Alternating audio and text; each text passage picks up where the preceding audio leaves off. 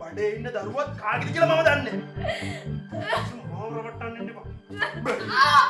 බඩ පේන සාරියත් ඇඳගෙන තද රතු පාට ලිප්ස්ටික් ගාගෙන ටීචර්ස්ලා ඉස්කෝලේ යනවා කියලා මන් දැනගත්තේ අපේ සඳමාලිය තමයි ගෙදරට ආවට පස්සේ.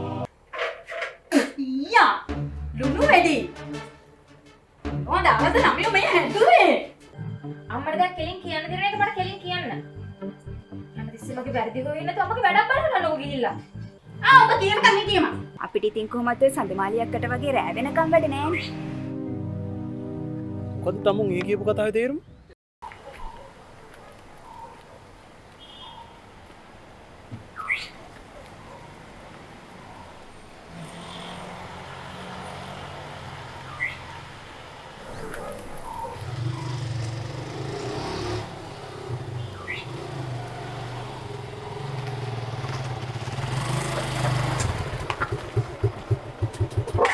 නංගි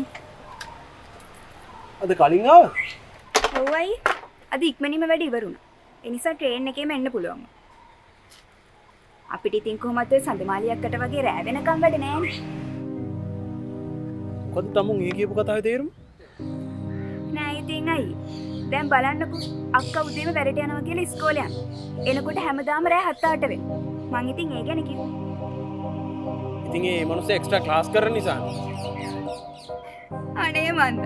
ඔහොම එක්ස්ට්‍රා ක්ලාසස් කරන ටීචර් කෙනෙක් ගැන මං ඇහුවම. බඩ පේන සාරියත් ඇඳගෙන තද රතු පාට ලිප්ස්ටික් ගාගෙන ටීචර්ස්ලා ඉස්කෝලේ යනවා කියලා මන් දැනගත්තේ අපේ සඳමාලිය තමයි ගෙදරට ආවට පස්සේ.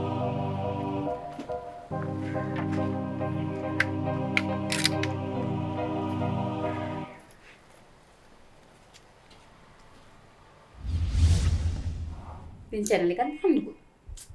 නිවුස් තා.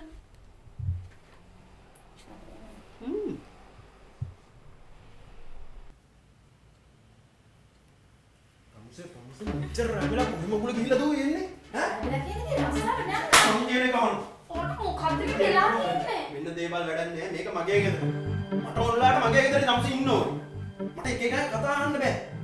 මෙතන සාරිය ඇඳගෙන බඩවල් පෙන්නගෙන ක්ලාස් කරනවා කියනවා. මහරයට ගෙදර එනවා. එනේ කවුද? අම්මට අප්පට හදන්න බැරි වුන් අපිවත් හදන්න ඉපේ. ගෙදර මිනිස්සු ඉන්න කතා අහන්න බෑ.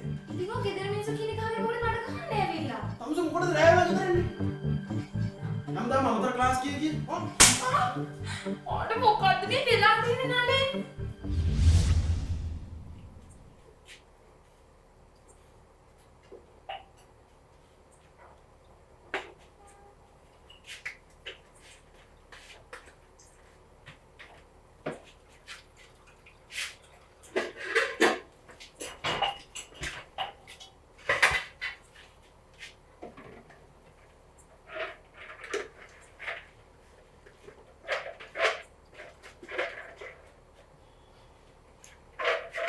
ඊයා ලුණු වැඩි. මොකද අවද නමිය මේ හැදුවේ.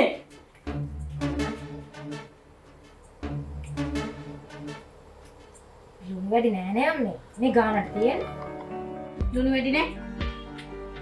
අනේ මන්ද. රාසියක් දෙන්න ටිකක් නැද්ද කියලා.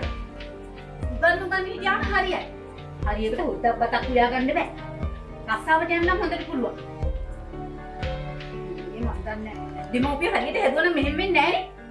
මොකද්ද මගේ අම්මවයි තාත්තවයි මේක නදලා ගන්න? අම්මට දැන් කෙලින් කියන්න දෙන එක මට කෙලින් කියන්න. හැමතිස්සෙම මගේ වැරදි ගොවෙන්නේ නැතු අම්මගේ වැඩක් බලන්න ඕක ගිහිල්ලා. ඔබ කියන කම හිටියම. වැඩක් කරගන්න. තමසි කිව්වේ. එහාට. තමසි. අම්මට එහෙම කතා කරන්න ලෑස්ති වෙන්න එපා. තමසි ඉන්නව නම් කට පියාගෙන ඉඳපන්. තමසි කට රෝදන ගන්න. පුතේ ඔබට ගෑණිව හදාගන්න බැහැ කීපන් මමත් ඔය ගෑණිව හදන්න. ආ? උඹට වෙන්නේ ගෑණිට බාධා වෙන මිනිහෙක් වෙන්න.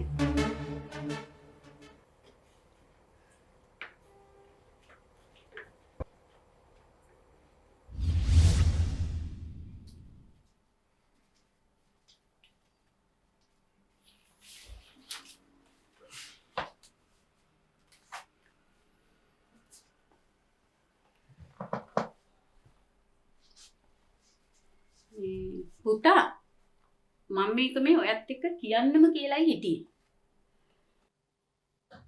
දැන් දවස් 2-3ක ඉඳන්ම මම බලාගෙන සඳමාලි අල්ලපු ගෙදර සමන් එක hina වෙවි කතා කරනවා. මොකද්ද මන් දන්නේ බෑග් එකකුත් දෙනවා මන් දැක්කා. නිතරම ෆෝන් එක උන කතා කරනවා. හැබැයි මෙතන මොකක් හරි හුටපටියක් තියෙන්න බැරි නෑ. දැන් ඔය ලැබෙන්න ඉන්න දරුවා උඹේ කියලා උඹට හොඳට විශ්වාසද? මොනවාද මේ කියන කතා? සඳමාලේ නිකන් කතා කරලා වෙන්නේ. අනිත් එක මේ යා මොඩ කෙල්ලෙක් නෙමෙයිනේ. හොඳට ඉගෙන ගත්ත මිනිස්සෙක්. අනේ ඔව්. මං නාකි වෙලා ඉන්නේ නිකන් ඉඳලානේ. ඔන්න මං උඹව කලින්ම දැනුවත් කළා. අපේ පවුලේ නම්බුව නැති වෙන තැනට වැඩ කළා මට වහබොන්න සිද්ධ කරන්න එපා. උඹේ දෙක් නොකියුණු ගෑණිය ගැන විශ්වාස කරන තරම් මොච්චර මෝඩෙක් වෙන්න එපා. අනිත් ඔය කැම්පස් ගිය කෙල්ලන්ගේ පැටිකිරිය ගැන ඔබත් හොඳට දන්නවනේ. ඔය නිකන් හැදිච්ච කතා නෙමෙයි.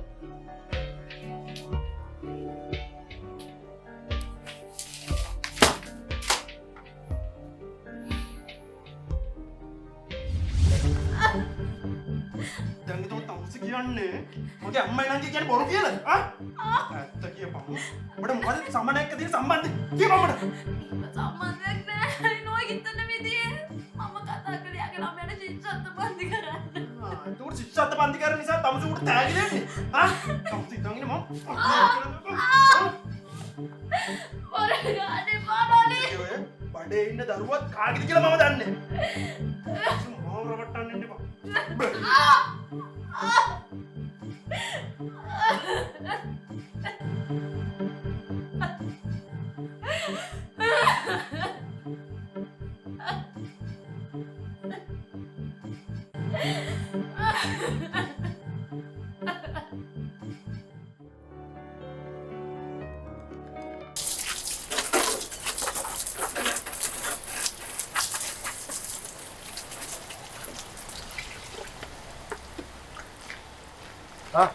Good morning, Mr. Ali.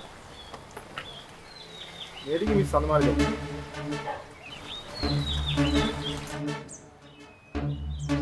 එයාට ටිකක් සනීපනේ. එහෙමද? මම දැන් සති දෙකකට කලින් මිස්ගෙන් මේ පේපර්ස් ටික එල්ල ගත්ත අපේ පුතාට ෆොටෝකෝපි ගහන්න. එඩින් මිස්ද? මේකේ තියෙන අඹ මාළුවක්. අපි නෝනා මේක දෙන්න කිව්වේ මිස් දරුවෙක් ලැබෙන්න නිසා. දැන් එන මිස් සනමාලට හොඳ නම කියන්නේ.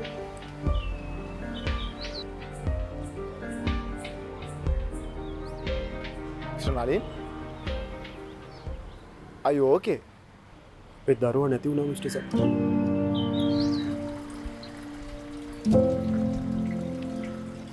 I'm really sorry.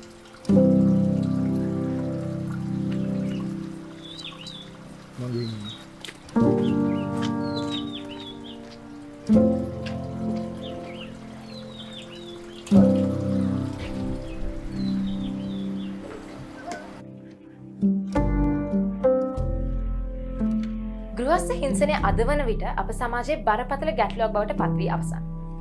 ඔබ ගෘහස්ත හිංසනයට ලක්වන කෙනෙක් නම් ඒට එරෙහිවීමට ඔබට නීතිමය අයිතියක් ඇත.